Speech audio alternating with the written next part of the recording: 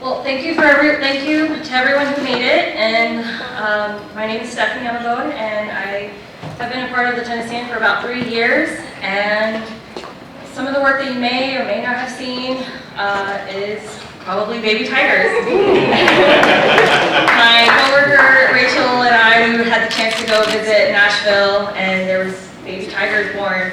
And my job is not only just to take the pretty pictures, but to be able to photograph behind the scenes, and let me make sure I'm going the right way, to photograph behind the scenes and to show what it's like behind those walls that you think are just like there for decorations. There are zookeepers there are curators there are veterinarians there that take care of these animals, and their job is to help revitalize. And if you didn't know, there's like tigers are kind of endangered right now, so this was a chance for them to kind of be educated and to help other people understand the life of tigers. And it was just nice to be able to check out the world and that behind that world of the zoo. Another story that I was able to do was the dancers of Son de Mexico.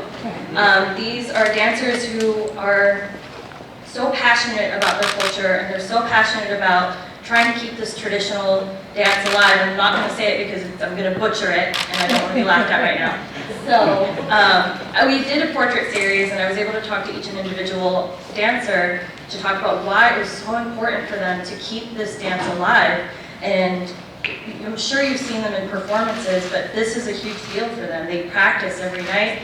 Not every night, but they practice every week. It's not a very cheap thing to do when you're having to buy those beautiful dresses. And these are just a few of the images that we were able to, that I was able to capture. So you can see them at Plaza Marachi if you want to see them perform. Another story that I was able to do with my coworker Rachel is Los Estudiantes del Futuro. If you haven't noticed, Nashville is getting very, very, very busy, very populated, and of course that means more Latino students are coming into the school district, and there is a dire need of ESL teachers to help them with the language barrier. And my coworker and I, we were able to go visit the school during the summer and just kind of see how these students are being helped to move forward in their curriculum and to help with their education. We met with this one student named Sterling, and she talked about her story of coming to America and how it was very difficult for her to not know any English, and she was able to try to push through it, but I gotta say, it wasn't easy for her. There were some days where she just wanted to quit, and now she's 18, going to Cumberland University, and she's doing well right now. So about my story. I grew up in not a very happy childhood. I was living in a very strict bubble.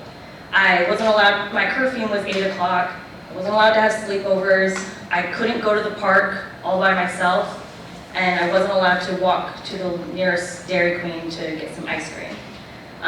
My life was just very restricted, and I hated it. I hated living inside this bubble, and it just felt like I wasn't free. I wasn't able to explore the world like I wanted to explore it, and I wasn't able to see what life was like outside of my household. And I blame that more for the fact that my parents grew up in a impoverished life, and my father had seen and witnessed crime in his home, and I can understand, kind of, that he just wanted to make sure that I was not getting myself into those positions where I was meeting people that could get me into harm's way. And my mom didn't have the best education. She was one of the oldest, there was 8 children in that household, one of the oldest siblings, and she had to give up her education just so that the younger children could go to school, because my grandparents couldn't afford everyone to go to school. And it was just very difficult for my parents, and they just had to put me in this bubble because it was what they knew best. And they gave me 3 rules: to get straight A's, to not get in trouble, and to go to college. And fortunately, I was able to do one of those things. And I went to college, but before I pursued photojournalism in high school, I was, I'm sorry, David, I gotta close, this is very distracting.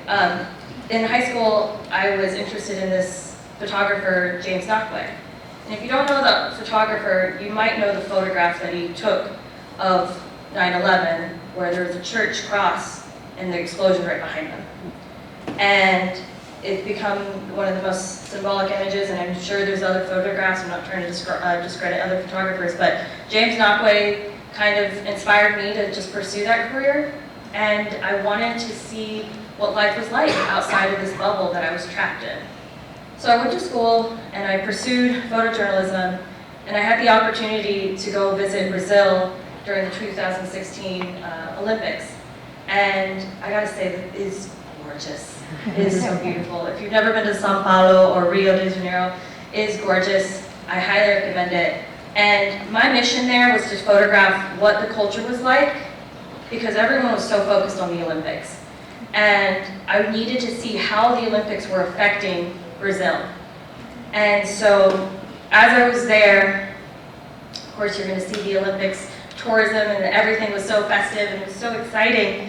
But there was this moment, and this is probably one of my favorite images from that trip, where these 3 guys from the local favela, they were just playing drums, trying to make money on the side. And it was pretty typical with any street artist. But the gentleman on my on my left, he's a homeless man sitting in his wheelchair, smoking a cigar, and he's dancing to this music. And something that I've noticed about Brazilian people are they're so resilient.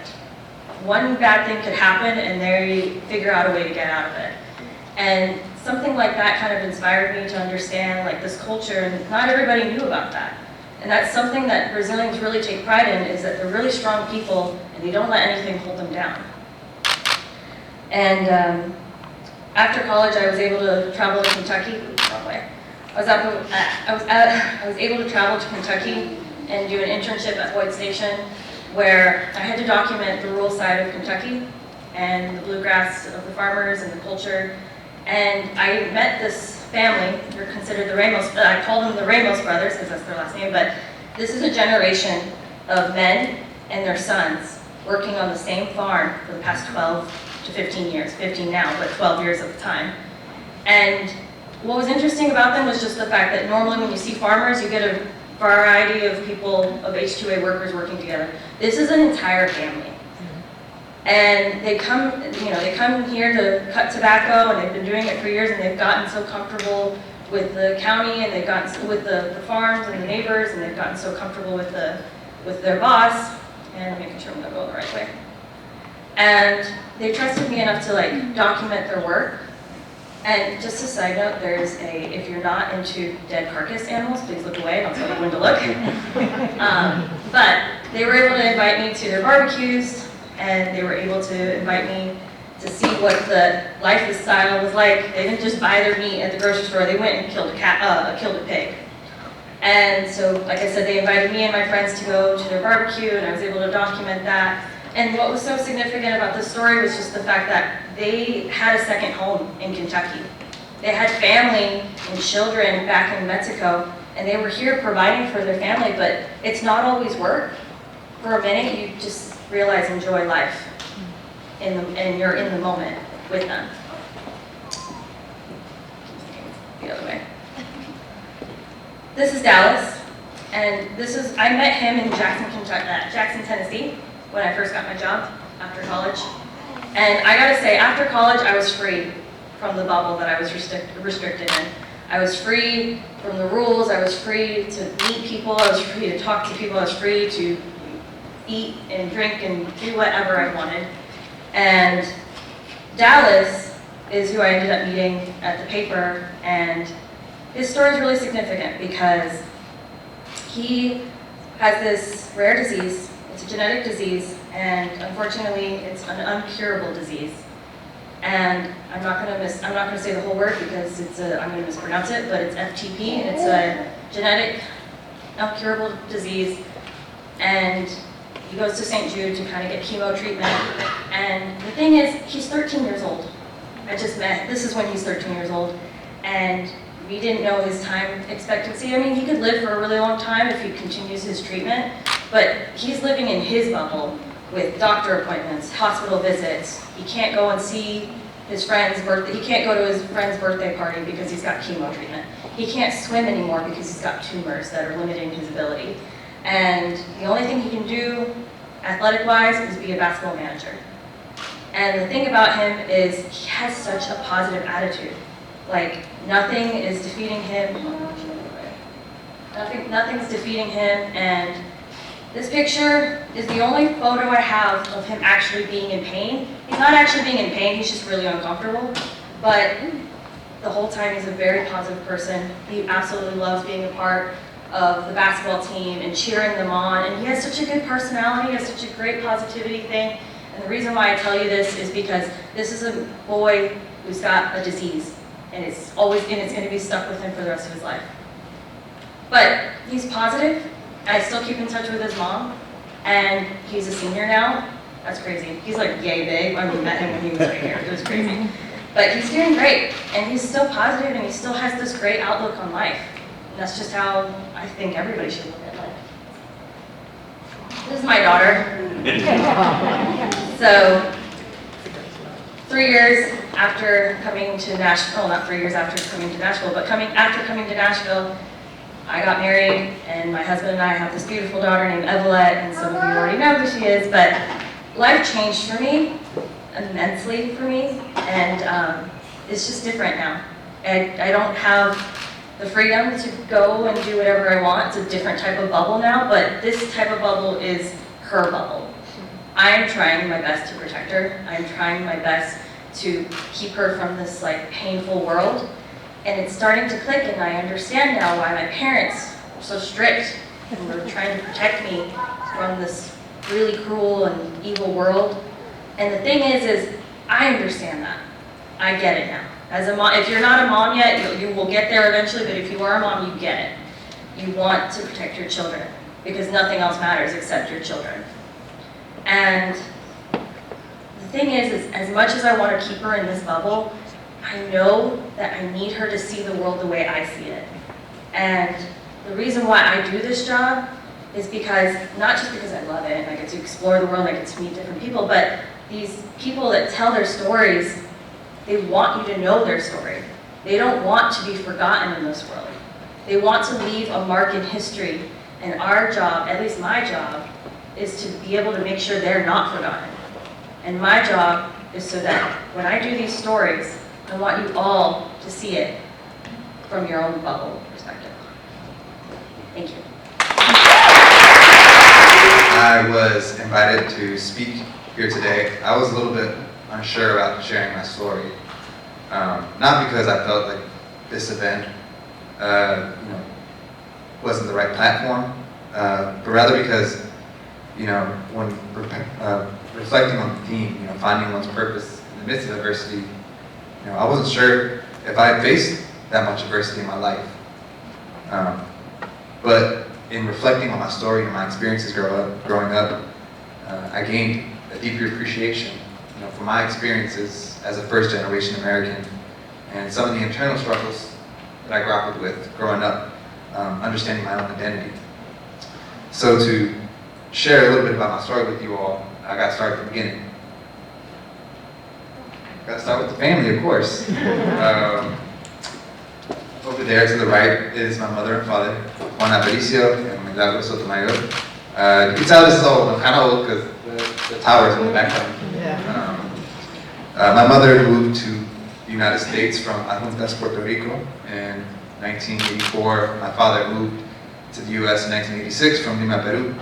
And they both came here to this country for one reason, and that was to find economic opportunity. My mother was recently divorced, single mother with 3 kids, trying to build a life for herself and her family. My father moved here as a transition of his entire family throughout the 70s and 80s. His father, his aunts and uncles, and him and his 9 siblings all transitioned slowly to the United States, mainly to find meaningful employment. Peru at the time had a lot of political and economic instability, and they knew if they wanted to make it in America, the first thing they had to do was understand, the main language here. They had to learn English.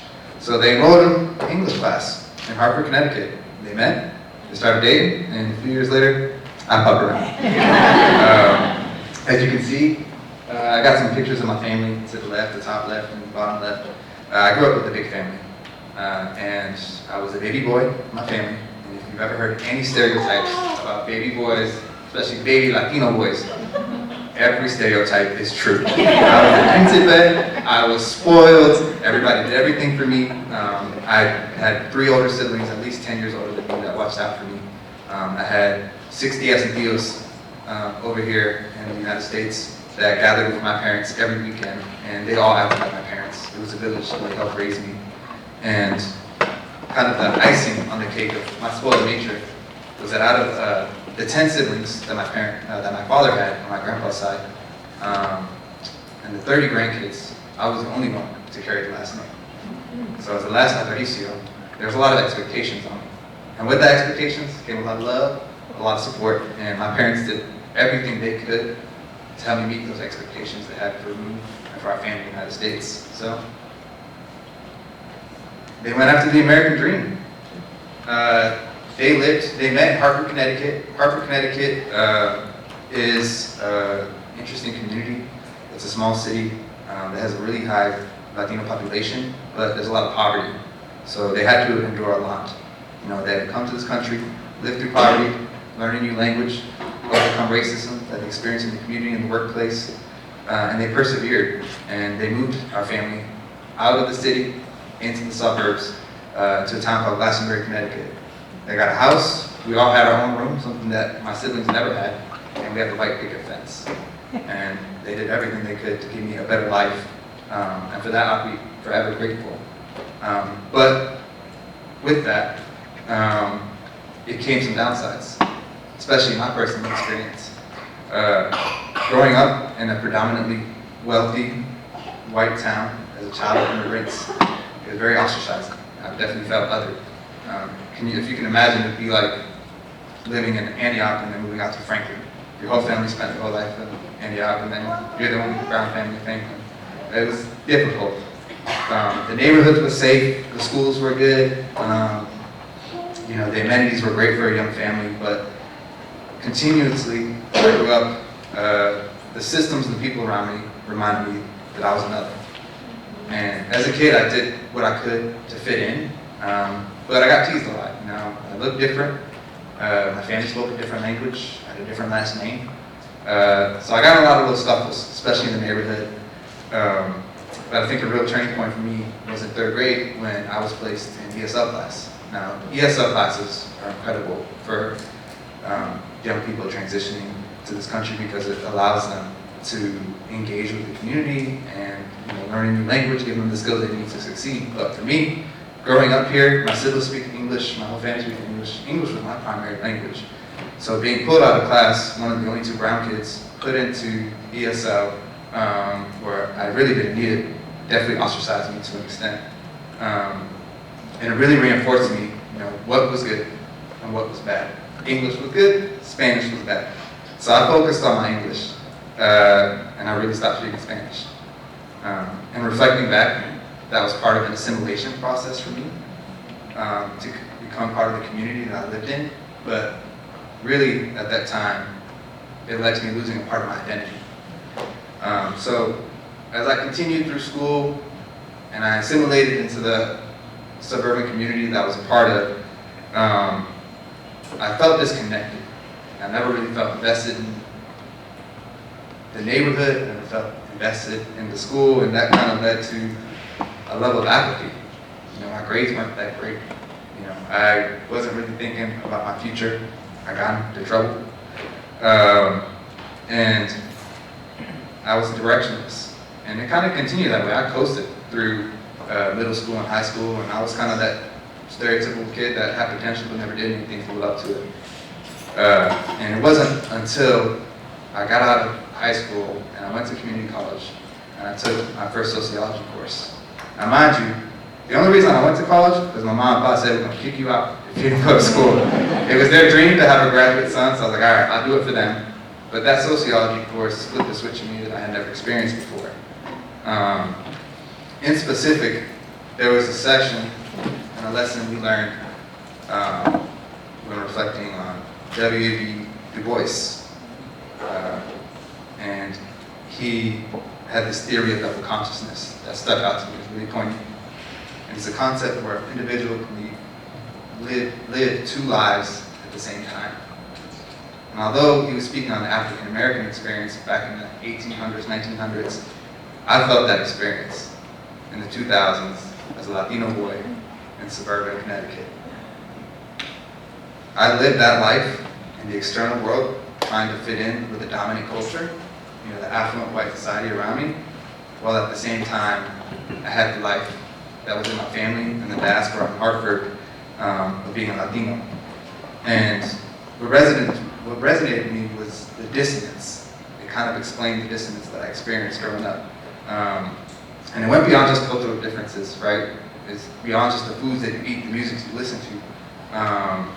It was the expectations in everyday life. It was the people in positions of power. Growing up in Glastonbury, for all the community leaders, they were all white. The principals, the business owners, the police, and the expectations that my counterparts in school had in comparison to the ones that I had with my family were totally different.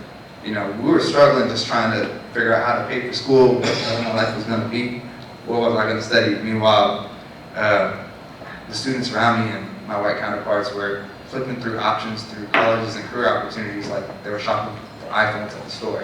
Like they had it all in front of them, they had figured it out, and they had people guiding them and people to go to for advice. I was just trying to figure it out on my own. As I took that class, I realized that the apathy I experienced as a young person, it wasn't that a sense of hopelessness, it was rather a sense of resentment I had for the experiences and things that I saw.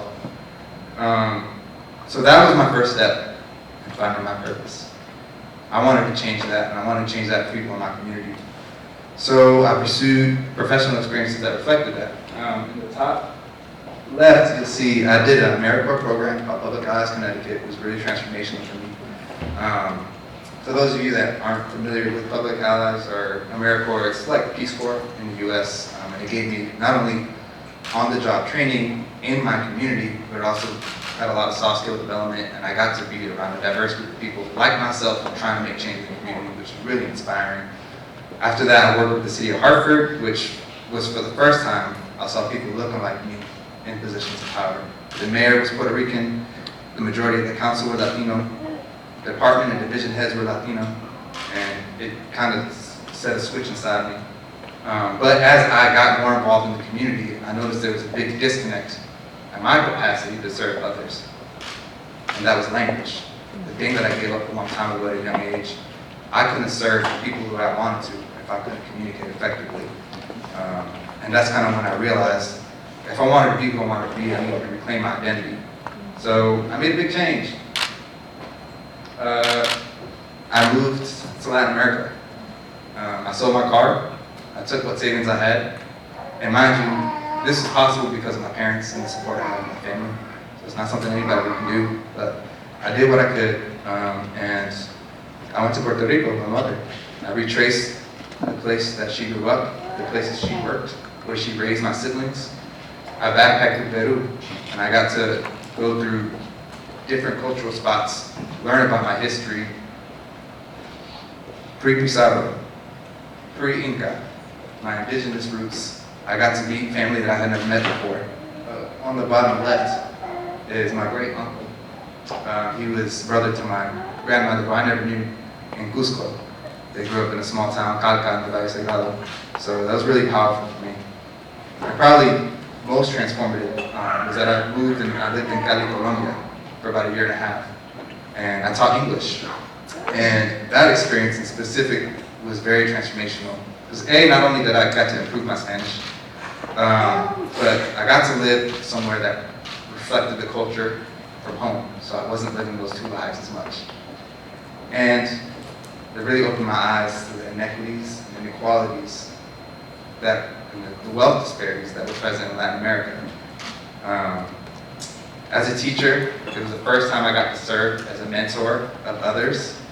And it was painful at times because I got to see young people with the apathy that I had, but their circumstances were very different. They had to deal with extreme poverty, but I did the best that I could to support them and give what I never got growing up in schools or in the community I had. Give some guidance. So when I returned to America, I had clarity in what I wanted. I had clarity in my purpose. I wanted to offer guidance to others. I wanted to support others to achieve their dreams. I wanted to provide platforms for people who feel hurt. I felt like I didn't have a voice growing up, and I gave up my voice when I wanted to fit in. I wanted to empower others so that they can have their voices elevated. So I moved to Nashville.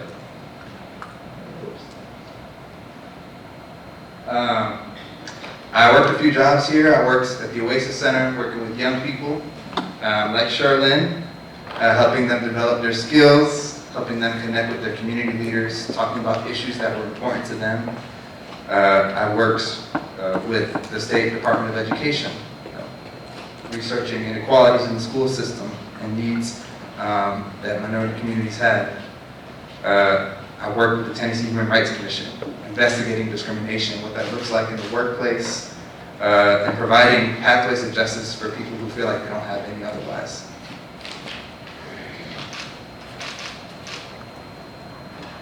So for people finding your purpose, or anybody struggling to find their purpose, or positions that I was, I'll say it would work for me. I reflected on my life and really, I became an advocate. And I became an advocate for people like me, like that little boy who felt othered, that was placed in ESL class for no other reason than being the only brown kid around. So, one thing I'll say, I have my son in the back here, my fiance. When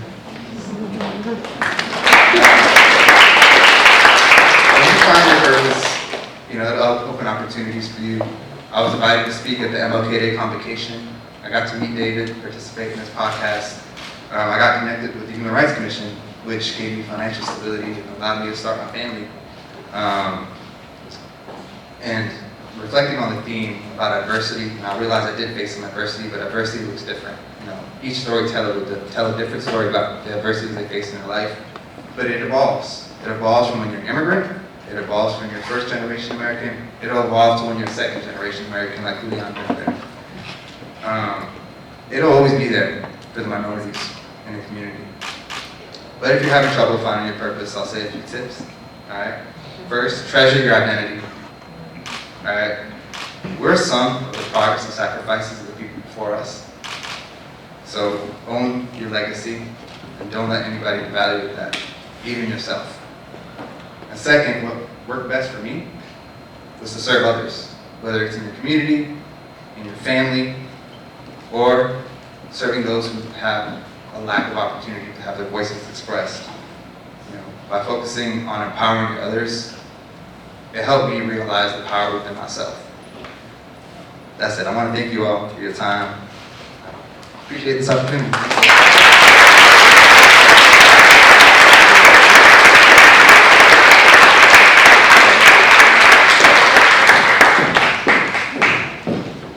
Thank you, Jacob, for sharing your story with us.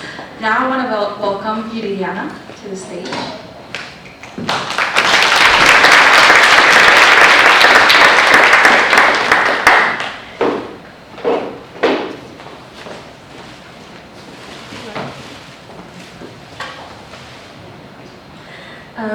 First, I want to say thank you, Yanni, because she actually recommended me to David. So thank you because without you, I wouldn't be here today. I also wasn't sure about doing this tonight because I've never fully shared my story. But I think it is a reason why I do a lot of what I do today. So I feel like I have to share it. It's my duty to do. So here we go. It was a hot summer day in Nashville, Tennessee, when 5-year-old Vidi was walking 1 mile to school with mother and baby brother in tow. For some context here, 3 years prior to this, in 1996, my parents had just arrived here from Tamaulipas, Mexico. And after a couple of years of living in apartment complexes, My parents were able to buy a home on Nashville Lane the winter before my kinder year. As a newly immigrated individual, my mother did not comprehend the bus system, so she would walk me to school when she did not have access to a vehicle. On this particular day, I remember we were walking to school. There was a summer shower rolling in really fast. There was thundering, trees moving by the aggressive wind. Still, school was in session, so me and my mother hurried to walk as fast as we could to avoid getting drenched by the rain. On our walk to school that morning, a big yellow bus, I remember, stopped on its tracks, and the driver asked my mother, where were we going? And my mother said, Stratton Elementary. And then she asked her, where do you guys live? Where are you coming from? And my mom meekly pointed back, and she said, Nashville Lane. She gave us a ride that day, and I rode the bus, driven by that same bus driver for the next 12 years. Hi everyone, my name is Viviana de Leon, and this is my story. My elementary school years were very lonely and scary for me. This new environment was filled with strangers speaking a foreign language, and those hours away from home, I remember feeling really scared. So naturally, I made friends with a few kids that spoke Spanish and kept to myself. I know, right, it doesn't go with me now, but I love books, and I fell in love with Junie B. Jones. If you know, you know. And that's how I spent my elementary years, mostly introverted and keeping to myself. I remember every day going to school and every day wishing I was back home with my mom. I genuinely think this anxiety I was experiencing was projected by my parents. Not deliberately, of course. The anxiety that comes when you move to an unknown country, not knowing the language, much less knowing how to navigate the system. Nonetheless, I learned to live with the anxiety, and I kept moving forward. Then I entered middle school. And let me tell you, those years went by fast. In the early 2000s, it was the early 2000s, so you know the economy was booming. My dad worked a construction job during the day, and at night, he would go with my mom to clean office buildings. During this busy season, I was not failing school, but to be honest, I wasn't doing great either. These preteen years are pivotal because it is when we start getting very opinionated. And it's funny to think now how these years were shaped by young adult telenovelas. You just had to be growing up in the Rebelde era to understand. The way we dressed, our friendships, the way we acted was all a reflection of our bilingual home. Then, in 2007, my dad was diagnosed with kidney failure, and my life changed forever. This is when my life turned very dark and chaotic. On top of already going through a crisis that comes with being a young teenage girl, you know, dealing with body image issues, boys and mean girls, now my dad was fighting for his life. My dad wasn't documented, and that meant he did not have access to the care he needed to maintain a good quality of life. As my dad's health deteriorated, the need for urgent medical care kept increasing. Although the General Hospital in Nashville never turned him away in a time of need, they did recommend that he keep looking for primary care and get on a transplant list. At the time, it seemed impossible to get adequate care here in the States. It seemed as though there were no resources for the undocumented community, or maybe my dad just had no idea. But either way, my dad made the difficult decision to move back to Mexico and get on a transplant list. And that summer before my freshman year of high school, my life turned a 360 yet again. My mom was now a single mom struggling to make ends meet. Not only did she have to maintain our household here in the States, but then she also had to support my dad in Mexico since he couldn't work because of his medical condition. Needless to say, my studies were not much of a priority in those early years of high school. I strayed away, to be honest, and I was on a rocky path, battling with my own grief, having no sense of direction or worth. In my junior year of high school at the time, I had just turned 17 when my dad passed away in Mexico. And due to our family's documentation status, we were not able to be with him during his final hours or attend his funeral. That devastated me in a way that's what today I still can't explain. At this time, I had already started my walk with Christ, and I knew without a shadow of a doubt that Jesus held me through these times. So I leaned in on my faith and I kept moving forward the best that I could. I was able to graduate high school in 2012 by the grace of God from high school in 2012, and I took a break for about 6 months. Just in shock of not knowing where to go with life. I couldn't get a job because I was undocumented, and I couldn't go to college because it was just too expensive. The crisis was real again. I realized that I loved the country so much and it didn't love me back, or that's how I felt. I felt like I didn't belong. Questioning my entire life existed. Why did my dad bring us here just to leave us again? All of these unanswered questions that you're left with when one of your loved ones passes away way too soon. I desired to go to college so badly, and that alone left me heartbroken for many years. I felt like I didn't belong anywhere. Simultaneously, these years were very transformative for me. I held on to my faith like never before.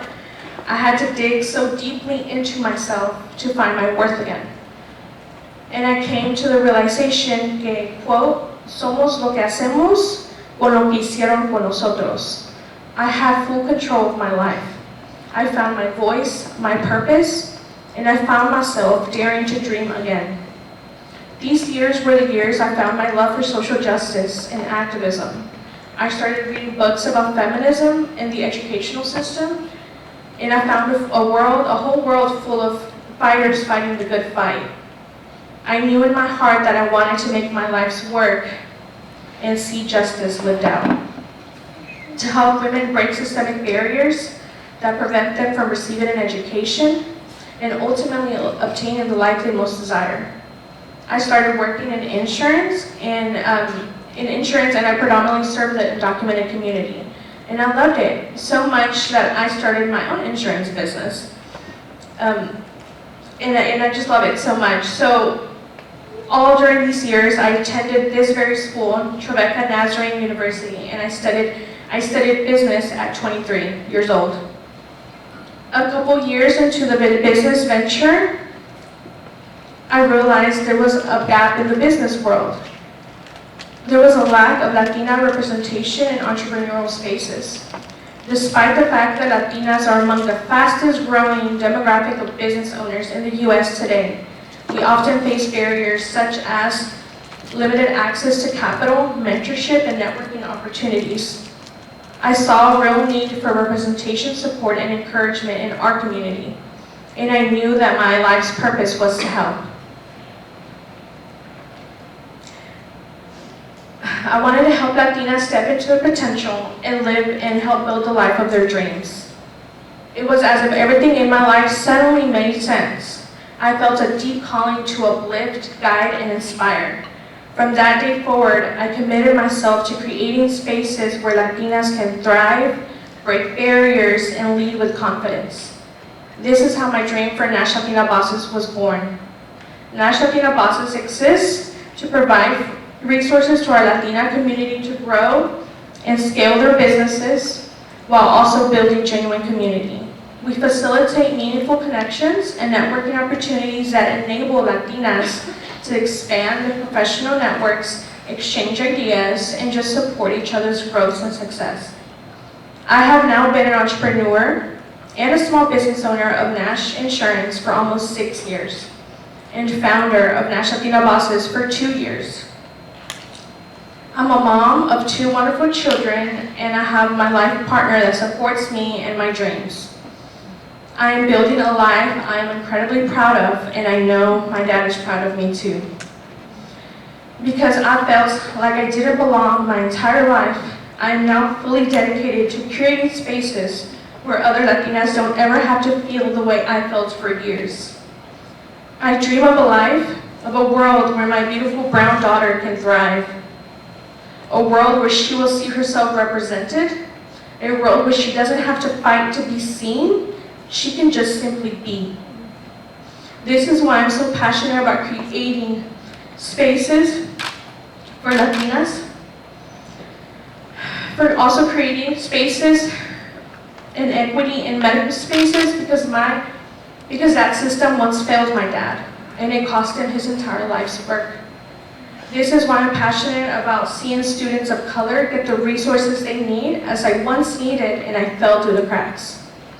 This is why I'm so passionate about seeing Latinas in Nashville succeed, because these systems were not made for us. And despite it all, we still fight our way through and break glass ceilings every single day.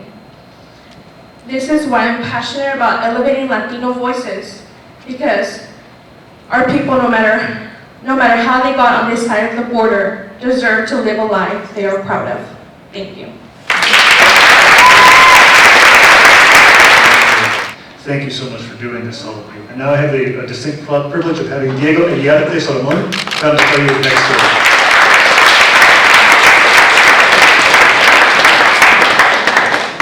I love that I get to follow Viri because I believe so much in what she does, and we've had the opportunity to coexist in a little bit of the business world, hopefully more in the future.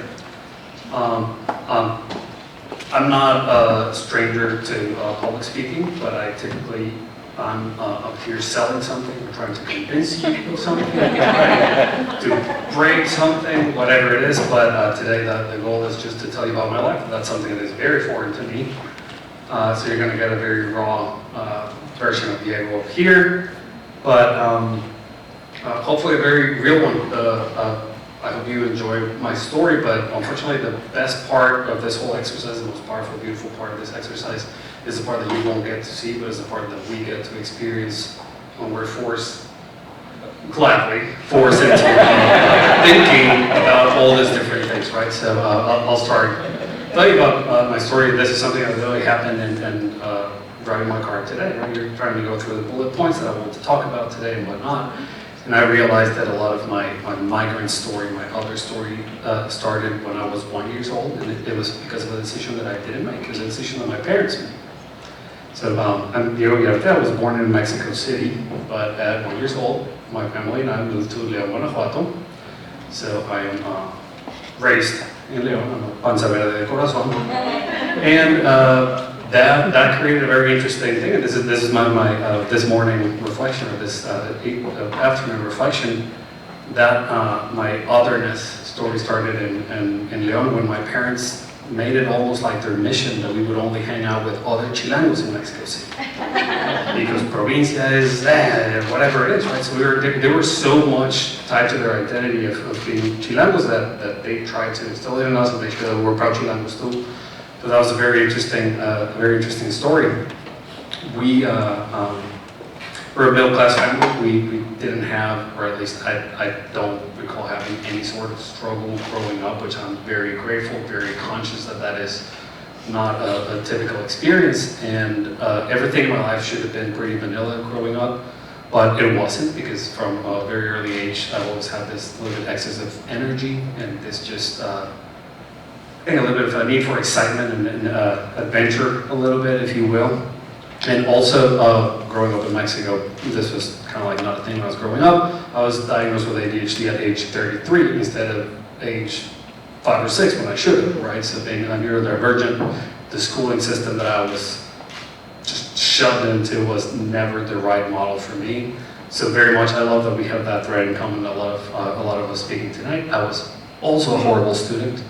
I behaved as bad as I could to make a point and to fight the system and to challenge every authority that I could as hard as I could. So yeah, definitely had a lot of behavior issues growing up, and always felt a little inadequate, right? That part, because the model that you're living in, you never get to thrive, and you're always not only other, because we were the Chilango family in the León school, but like, I want to be Leonese like you guys. I was like, no, your parents are weird, like they speak Chilango, right? So it was that part, but also me personally, directly, I have all this other need. Is that my phone? I told you, ADHD. So, behavior issues, behavior issues, and one of the ways that I discovered very early in my life was that entrepreneurship and business was a good way for me to scratch that itch for being creative. The arts was something that was never pushed or promoted in my household growing up. So there was not other creative outlets, right? So it was either getting in trouble or start thinking how to make money. And I got very passionate about that, and I loved kind of like breaking, figuring out the puzzle and figure out a way to make money. I am not very money driven, but I am definitely problem solving driven, and very, I love a challenge, right? If someone tells me you can't do it, watch me try. And watch me try and watch me try until one of us is going to get tired, and I'm typically not the one that gets tired first. So started scratching the itch with entrepreneurship. My first business was probably when I was 15, 16 years old. Anecdotally, I was the co-owner of a nightclub that I was not legally allowed to be in Mexico City, in Leon. And I did that for a few years. Then, of course, nightlife and narco wars got very complicated in Mexico, so I gladly got out of that business. And that's where Diego the Migrant kind of like comes to be, and I found another way of scratching that itch for adventure, for creative outlet, whatnot, and that was moving. And because I wanted to explore my chilangoness, I'm gonna move to Mexico City. I moved halfway through college, I go to Mexico City, and that was a very exciting experience. That was definitely scratching the itch. It was everything new. I have to make new friends. I have to just figure it out again. Right, and that part was very interesting, and I just kind of like this is like therapeutic for us being up here. This is how I started kind of like blaming Leon. Leon is not enough for me, so I need to go to a better place, right? Because it's not necessarily that I deserve better. It's like I need to go to a more exciting place. Leon's not exciting enough. And after a few years in Mexico City, go figure, I started getting bored of being there, right? And Mexico City was a city that was very hard to pursue entrepreneurship. It's it's just a giant city. The mindset is a lot more kind of like you have to be, be a successful executive, be a great employee, but there's not as much entrepreneurship. Versus Leon, that was very industrial, very entrepreneurial. So there you go. I started missing Leon, so I go there for 6 months. Didn't love it. Go back to Mexico City. A few years then, I worked at a couple of banks.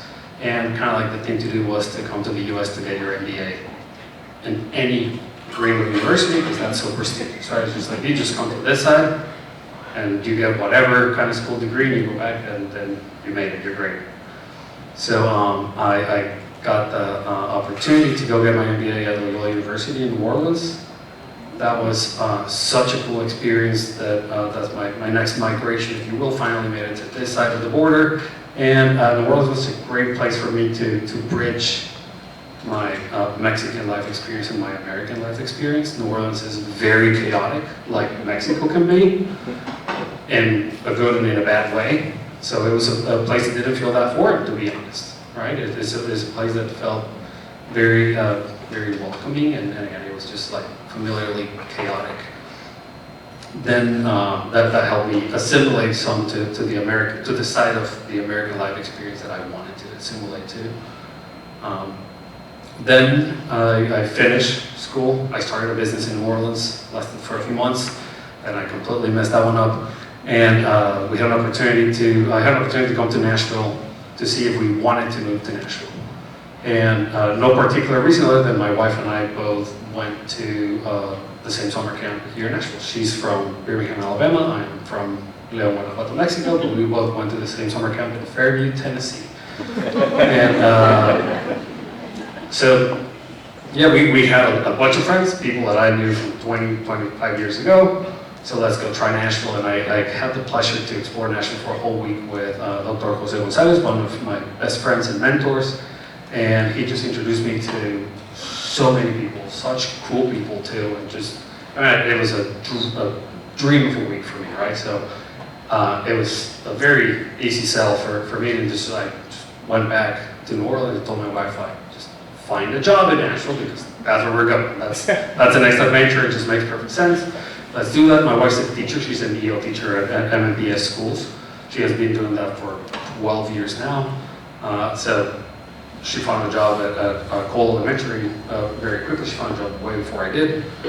And so she supported us while I was trying to figure it out. But finally I landed a very sexy post-MBA job in venture capital, software, tech, fintech job, right? So it was so cool. It was definitely scratching the itch for doing something. So adventurous, and I got to travel to San Francisco and New York, and it was everything that I could ask for.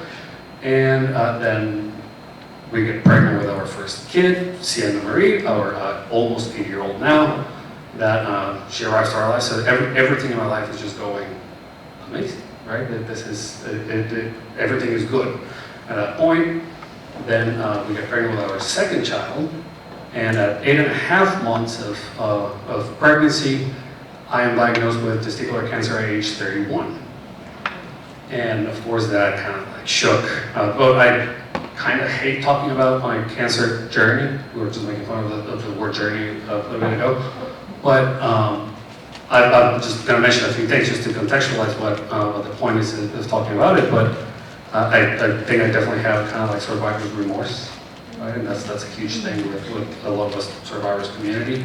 But at least one person that I met in that very strange room where you go get your infusions and whatnot, and talking to a co-cancer patient, she told me that to never be, that it's important that we call ourselves survivors, because those that do make it should be proud of, or at least should carry that flag, if you will, for those that don't make it, right? So surviving is something we should be proud, not ashamed of. So here it is. I'm doing justice to her by telling all of you this. Something is probably the first time that I've said it out loud.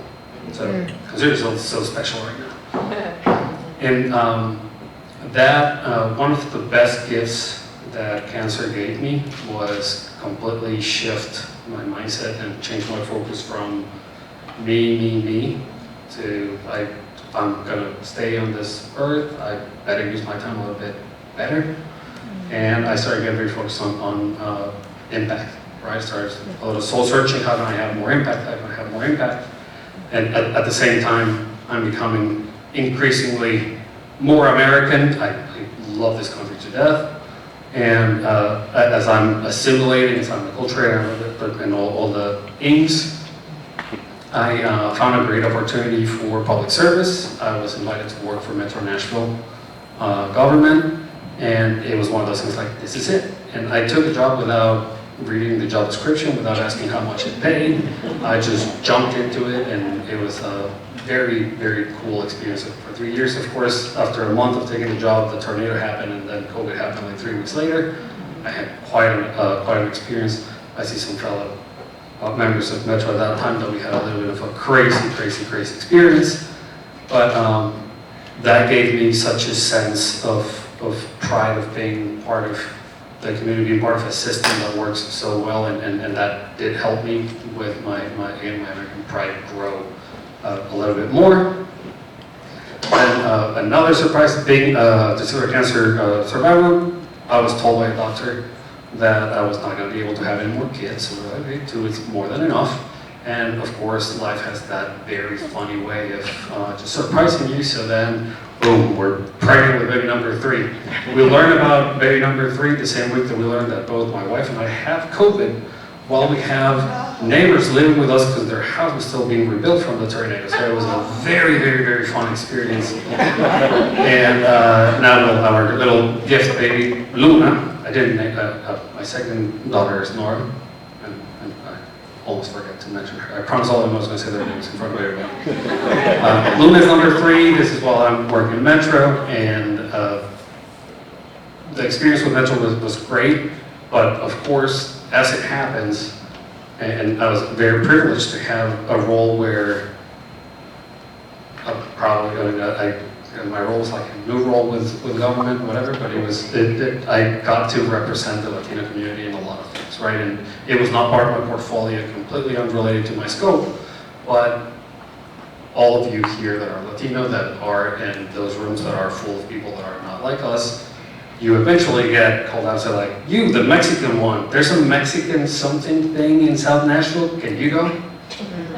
Sure, why not, right? Like, I'm gonna go learn about what the community needs about things that I have no idea what to do, but I speak Spanish, so that makes me qualified to plan all these different things for the Latino community, right? So that helped me understand a couple of things. One, that I didn't know enough about my community, that I should learn more. And 2, that's what I wanted to do. I had the great experience of doing Mosaic Fellowship. Renata Soto is the founder of that program.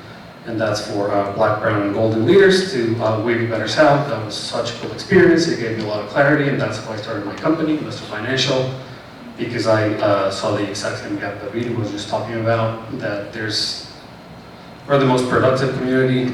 We, in fact, Latinas are the largest group of people starting business in the U.S., hands down unbeatable, and that's a fantastic thing. I'll make a very strong point in a little bit about that. But I started a company there, and because there's that gap, but also because I believe that Nashville has a very particular opportunity. There's this guy, he owns a big tech business in Chicago, and he's Mexican American, and he talks a lot about the Latino Renaissance. Right, but like I go to Chicago, I'm sorry if anyone here is from Chicago, but the only thing that I disagree, is that the Latino Renaissance is going to happen here at home in Nashville. We do have everything that we can ask for, right? Because we have people like Vidi, because we have people like a lot of you here. I'm not going to be able to mention everybody, it would be unfair because I'm going to forget a couple, but Nashville has such a great fertile ground for us to be incredibly successful as a Latino community.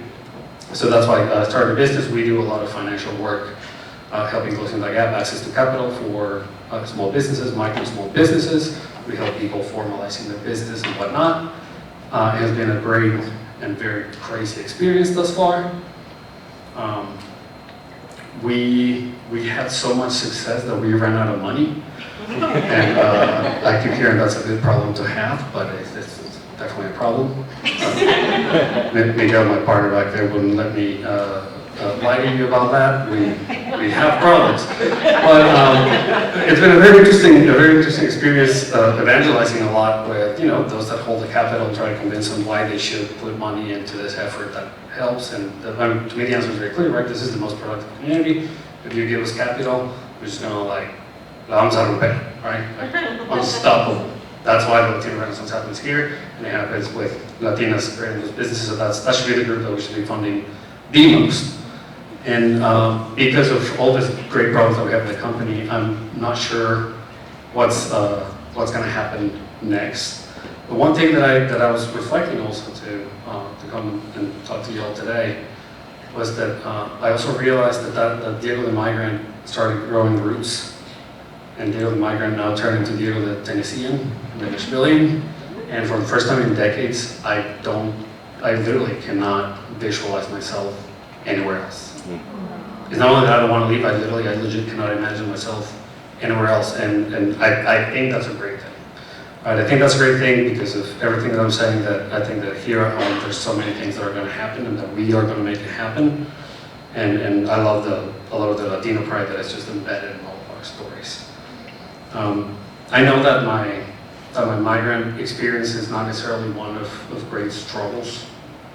I have the utmost respect and I just love to hear how resilient our people are, and it just, literally go through hell to come here and provide for our families. That's just something that I didn't have to do, which it just gives me a sense of responsibility to do what I can in a very privileged position that I do have, to use my status, immigration status literally, because I got the easiest green card ever through love, and it is true love. And it is. Don't laugh. My wife's not here because we couldn't arrange babysitters, so at least I won't tell her that you were laughing about that. She hates the green card joke. But yeah, so I'm very well aware of my privilege. I'm very well aware that I need to use that responsibility and help my community as much as I can. So, and again, there's nothing wrong with trying to advance myself and my family, but there's always a little bit extra that we can do for our community, for our city, for our state. So I'm going to close with a quote that I heard recently that really explains the pride that I feel of who I am today, what my identity has evolved to be. And here it goes. If you know who this is, you are a little bit of a political wonk and a big fan of what's happening right now. If not, I'll tell you after this whose quote this is. And it goes, "We fight for the ideas that we cherish and uphold the awesome responsibility that comes with the greatest privilege on earth, the privilege and pride of being an American. I love that quote. The only thing that I would add is the privilege and pride that comes with being a Hispanic Latino American. We are 100% the future of this country. We are the face of this country. Just look at the stats, look at the trends. We are going to be a majority in this country in 10 minutes, right? So we have to drive this car with a lot of pride. We have to keep our identities. We have to be very proud of where we come from. We have to learn that not having a lot of imposter syndrome like yours truly. And I want to thank all of you for the opportunity to tell you a little bit about my story, ramble a little bit, and have political speech of some sort. And it's just a great opportunity. I love what David's doing and pushing these type of stories. And I love that I am the only thing that is standing between you and Sandra Sepulveda's awesome story. But since I'm not in charge of introducing her, I just want to thank you so much. Muchas gracias for paying attention to me for a few minutes. I don't know if it was way more than 10 minutes, but if it was, I'm sorry, David. Thank you. David, thank you so much for inviting me. David actually invited me to participate the first year that they started this, and unfortunately, I thought I had something scheduled that day, and then it turned out it got moved, and I attended, and I felt so bad because I had told David I couldn't do it, and I was like, I look like a liar. And then 3 years later, here I am. It is a big privilege to be able to stand before all of you all tonight, and especially with the storytellers, being able to participate on this day during Hispanic Heritage Month. And shout out to Council Member Terry Bowe, who's in the back, one of my colleagues. She's also my twin. They confuse us all the time. We are definitely different ethnicities, and we have different hair colors and different styles. I'm usually in black, and she's usually wearing color. We have different vibes, but here we are. So I was trying to figure out how to tell my story a little bit. I feel like everyone knows it, and I'm a little bored telling it.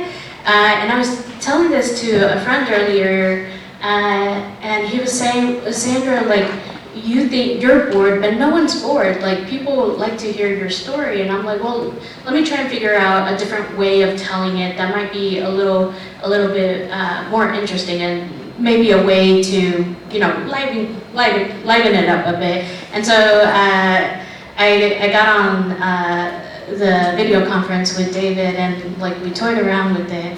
And so what I came up with at the end of the day was Sandra siempre se está peleando. And Diego's nodding his head because he knows it's true. Because I'm always fighting with Diego. So all my life I've been fighting. So I guess to start off, my name is Sandra Sepulveda. I am a council member here in Nashville. I was born in Riverside, California. My parents are from Durango, Mexico. I am one of 4 children, and I am a proud daughter of Mexican immigrants. And I grew up here in Nashville, and I think I'm going to start off my story with the perfect example of my life. And it all started with my very first memory. This is the earliest memory I have. I was definitely younger than 5 years old. And Mexican birthdays are ruthless. They are definitely ruthless. Because when you're a Mexican child, it's tradition to smash your face in a birthday cake. It doesn't matter how old you are, but it's not just Mexicans, right? It's Latinx families in general, like smash your face in a cake. Well, there's also a piñata. And I remember this because I was a child in California, and I was patiently waiting my turn to hit the piñata, and I'm waiting for all the kids to go, And I'm just watching them. I'm like, God damn, these kids can't break the piñata. I'm like, it's not that hard. Why is it taking so long for them to do it? And I'm waiting, and I'm like, okay, it's finally my turn. Well, they hand me the stick. They hand it to me. I pick it up, I'm like, oh, damn. It's actually heavier than I thought. And I go and I try and hit it, and I'm like, oh, I get it. It's, yeah, I can see it. I did not break the piñata that day. But it was a perfect example of sometimes things are a little bit harder than you expect them to be. But automatically, me in my head, I was like, these kids can't do it, and I can do it, and I'm gonna go up there and I'm gonna show them, because you know what? They don't know what they're doing. And throughout my life, I've had a very rebellious, spirit. I had many protests growing up. And I did this during the holidays, especially. During the holidays, they expected all of the women to cook. And they never expected the men to cook. And so, when it came time to make the tamales, they expected me, my sister-in-laws to go and help. And I'd be like, no, I'm okay, I'm gonna go take a nap. I'll be back when it's done. Because my brothers were never expected to make it. My cousins were never expected to make it. So yeah, I'm gonna go take a nap. I'll be back. And I did that. I did that for several years. And it was only recently that I started participating when my brother started helping. And that was just 2 years ago. Yeah. Because I don't care. I don't care. This is the way I live my life.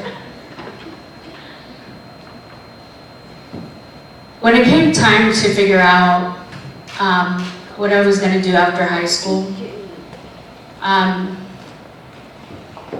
decided I wanted to go to college. And I told my parents I was going to go to college.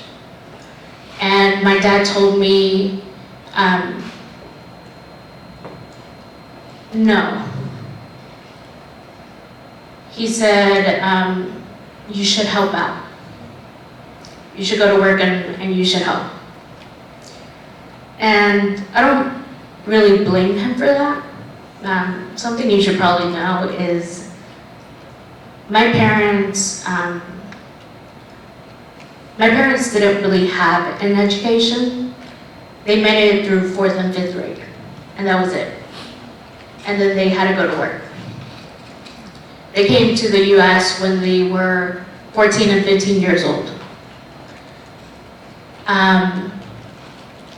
But when you tell me not to do something, I'm gonna do it. And that has been the story of my life. So that was the first time I told my parents no. I told my dad, no, I'm gonna go. And I did. I actually came to this school. I graduated from Churlaca. And it was hard. I actually had to work in the cafeteria for some time in the morning, making salads and sandwiches and breakfast in the morning, and then go to classes. And after classes, I would have to go and work at a local restaurant over on Bell Road and do that. So I had 2 jobs while I was working my way through school. And I was actually studying psychology. And through that process, I figured out, oh, I should not be doing this. This is not for me.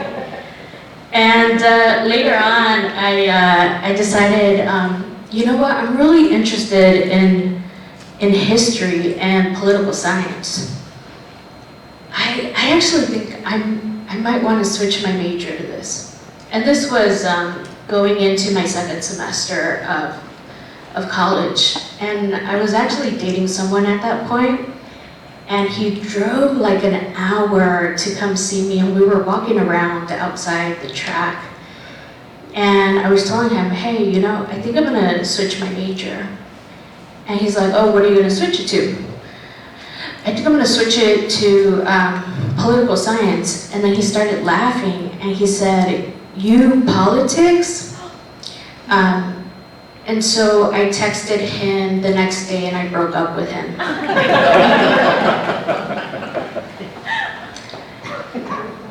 This is who I am as a person, just FYI. So, we keep moving forward. I'm coming into my last semester of college. I've switched my major.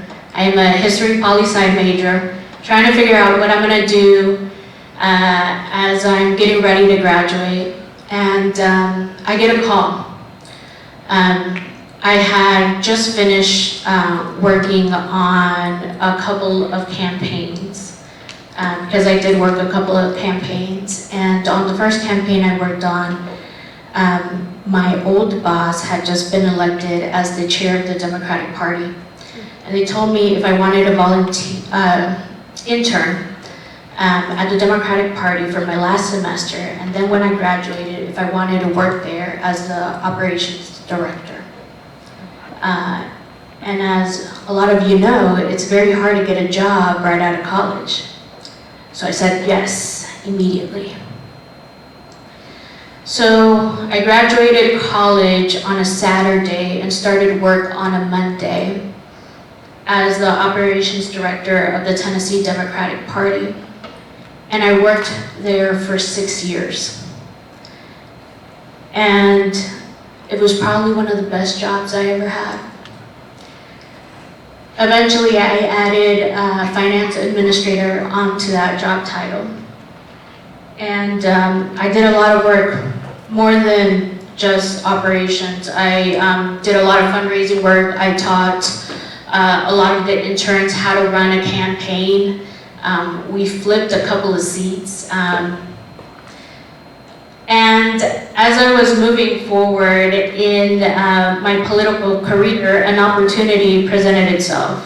Throughout that process, a couple of people reached out to me asking, when are you going to run for office? When are you going to run for office? And at some point I got tired. I looked around at the place I grew up in and noticed that a lot of what we had didn't look like other parts of the city. And that was frustrating to me. And I decided that if no one was going to step up, then I was gonna step up. And so I was sitting at a Chuy's during lunch with some of my colleagues, and I looked at them and I said, you know what? I'm gonna do it. And he said, hell yeah. And we did it. The age requirement to run for Metro Council is 25. I was 25 years old when I decided to run. I was running against someone who was 3 times my age, who had held that seat in the 80s, who then went to the state legislature, and this was the retirement plan for them.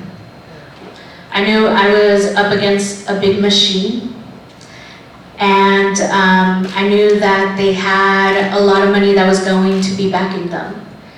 And so I knew I had to work twice as hard as anyone. I knew that people can outraise me, but they were never gonna outwork me. We knocked 7,000 doors. I lost 20 pounds that summer. I looked good. And it was hard. It was really hard. And, you know, some people didn't think I was white enough, and some people didn't think I was Mexican enough, and some people thought I was too young, right? I was a Chicana, I was brown, and I was a woman. And for specific events, I would have to dress up older than when I was so people would feel more comfortable. And there was this one lady, I remember knocking on her door, and she was going through it, right? Like, I knew she was going through it because she was biracial. And I knocked on her door, and she told me, you're never gonna make it. You need to become a white woman's pet because they're gonna eat you alive. And we put up 3 yard signs on that street that day. And I felt so bad for her because I know the things that they had said to her. And it's not just people from the white community, it was also people from my own community, right? I remember Don Luis. He was from the iron workers. And he told me, Sandra, you gotta draw on your eyebrows or something because I saw you walking over here and you look Japanese. I'm like, what are you talking about? Like, and I'm like fighting against my own community, I'm fighting against the American community, I'm fighting against like myself and my self-identity and like, at some point I just got tired.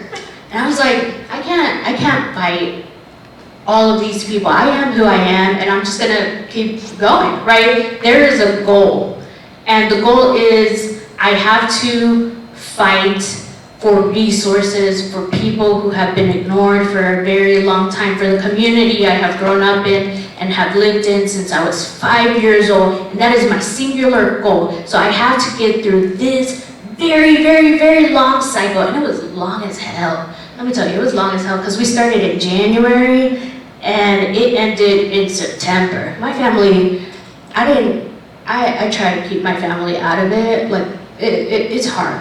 It's hard on them. And so I didn't tell them a lot that was going on, but it was one of the hardest things I had to do. That was until I got elected. That was the hardest thing I ever had to do. But let me just backtrack real quick.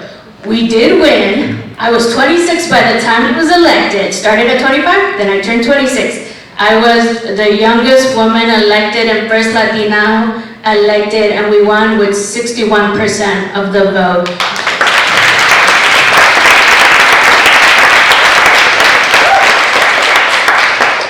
So those to show you could do anything that you set your mind to. Don't let anyone tell you that you can't do something. You absolutely can. People will tell you to wait your turn. Do not listen.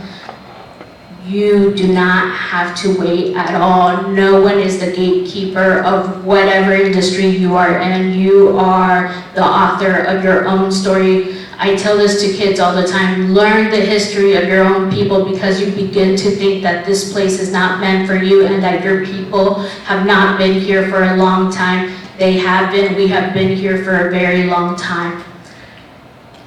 All right. I am elected. I'm sitting in chambers, finally there. I am the youngest person in that room. And now I have to prove to my colleagues that I belong there. And I got to prove myself quickly. And now I'm fighting against my own colleagues, right? And against Diego sometimes at the mayor's office. It's just the nature of this. And early on I had to tell some of my colleagues, hey, you know, you might be older than me, but I've been doing this way longer than you have. And it's true. I have been working at the party longer than, and in politics longer than they had been doing this. And if you don't remind people of that, people start to walk all over you. And that's just the nature of this. And so I've had to push against systemic racism and against red tape. And many times people use, well, this is how things have always been done, as a form of keeping specific people out of making change and making progress, and that is something that I have had to push back for a very long time. And I had a very public fight with the former vice mayor, and I really don't care because it's been publicized enough, so I'm just gonna go ahead and say it because it's being recorded and I don't really care. So, at some point, I pushed really hard to have a Latinx person appointed to the fair board because the stadium was being built and our community was going to be using it at rates that we had never seen before. And they really did not like that. And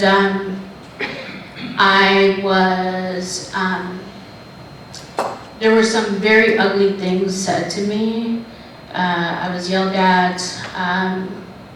I was basically threatened in different ways. I had to have several of my colleagues on the council, hold their ground with me to push back against some of the stuff that they were trying to do. They tried to divide the minority caucus by appointing a black woman, and then they tried to do it again, and we said no, minority people are not interchangeable, it's not the same thing. Ultimately, we did end up getting a Latinx person appointed to the board. There were consequences to that, right? I was kicked off of the rules committee, and some of the colleagues that stood with me were kicked off of the rules committee. And, we were told that we were going to be taught a lesson. And, but I'm hard-headed too, and I like to fight. So, I like to teach lessons too. And I'm still on council.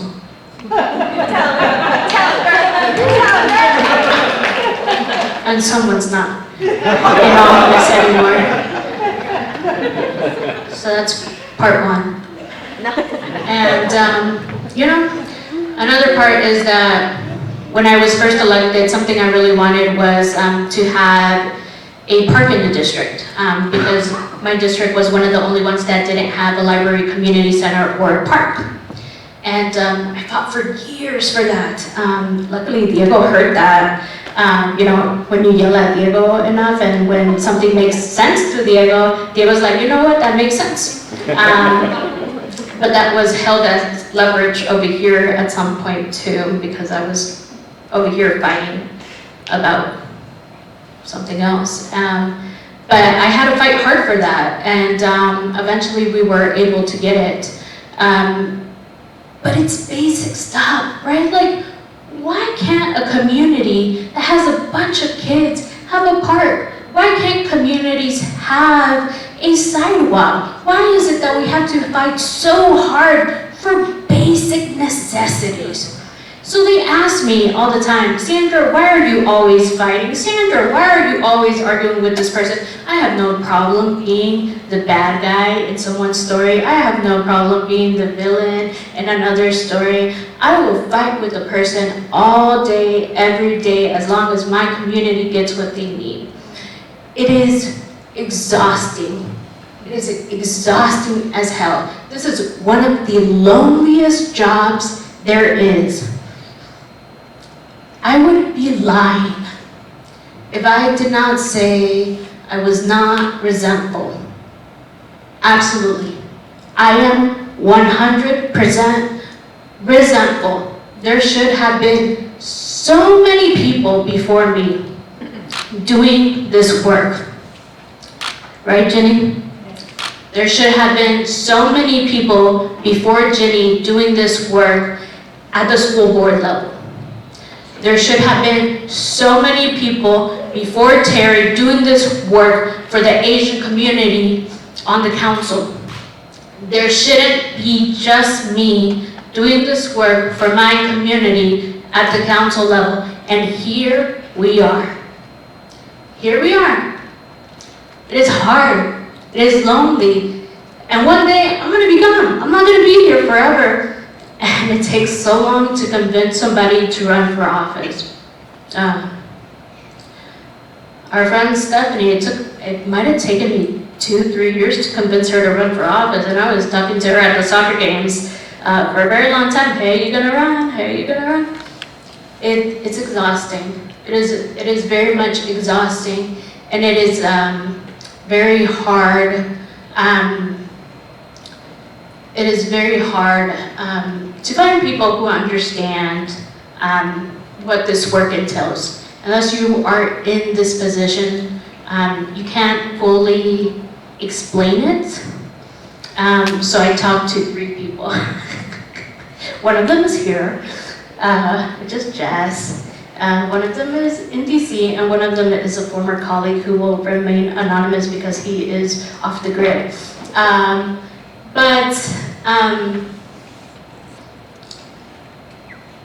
I hope that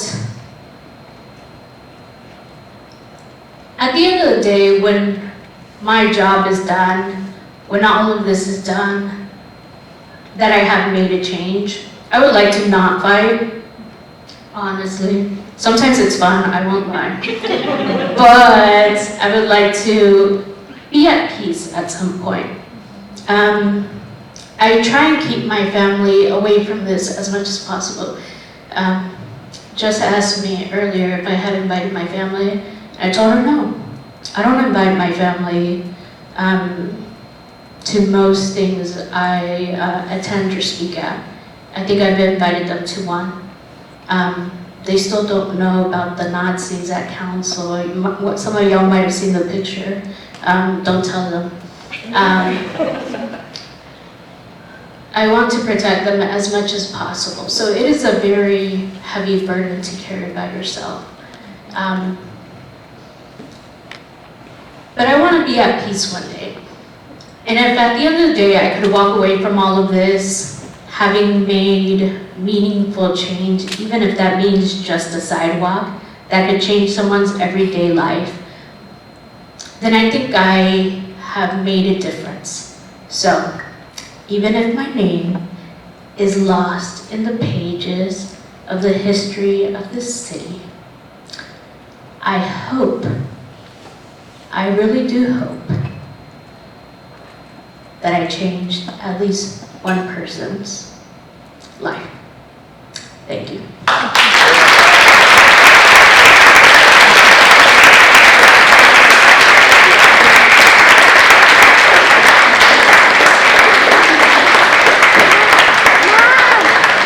Sandra, thank you so much for this. Thank you to all our storytellers tonight, to Stephanie and to Jacob and Graviti and Diego and Sandra. And thank you for your support as an audience, to our sponsors who were here.